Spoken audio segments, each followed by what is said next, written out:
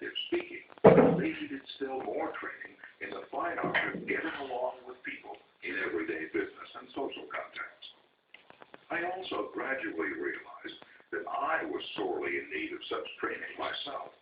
As I look back across the years, I'm appalled at my own frequent lack of finesse and understanding. How I wish a book such as this had been placed in my hands 20 years ago. What a priceless boon it would have been. Dealing with people is probably the biggest problem you face, especially if you're in business. Yes, and that is also true if you are a housewife, architect, or engineer.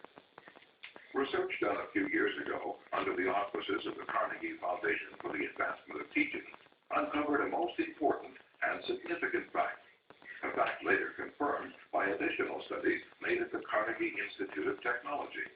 These investigations revealed that even in such technical lines as engineering, about 15% of one's financial success is due to one's technical knowledge, and about 85% is due to skill in human engineering, to personality, and the ability to lead people. For many years, I conducted courses each season at the Engineers Club of Philadelphia, and also courses for the New York chapter of the American Institute of Electrical Engineers. A total of probably more than 1,500 engineers have passed through my classes. They came to me because they had finally realized, after years of observation and experience, that the highest paid personnel in engineering are frequently not those who know the most about engineering. One can, for example, hire mere technical ability in engineering, accountancy, architecture, or any other profession at nominal salaries. But the person who has technical knowledge plus the ability to express ideas, to assume leadership, and to arouse enthusiasm among people, that person is headed for higher earning power. In the heyday of his activity, John D. Rockefeller said that the ability to deal with people is as purchasable a commodity as sugar or coffee. And I will pay more for that ability, said John D., than for any other under the sun.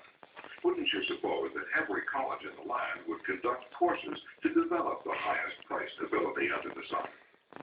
But if there is just one practical, common-sense course of that kind given for adults in even one college in the land, it has escaped my attention up to the present writing. The University of Chicago and the United YMCA schools conducted a survey to determine what adults want to study. That survey cost $25,000 and took 2 years. The last part of the survey was made in Meriden, Connecticut. It had been chosen as a typical American town. Every adult in Meriden was interviewed and requested to answer 156 questions. Questions such as, what is your business or profession? Your education? How do you spend your spare time? What is your income? Your hobbies? Your ambitions? Your problems? What subjects are you most interested in studying? And so on. That survey revealed that health is the prime interest of adults, and that their second interest is people. How to understand and get along with people, how to make people like you, and how to win others to your way of thinking. So the committee conducting this survey resolved to conduct such a course for adults in Maryland. They searched diligently for a practical textbook on the subject and found not one. Finally, they approached one of the world's outstanding authorities on adult education and asked him if he knew of any book that met the needs of this group. No, he replied, I know what those adults want, but the book they need has never been written. I knew from experience that this statement was true, for I myself had been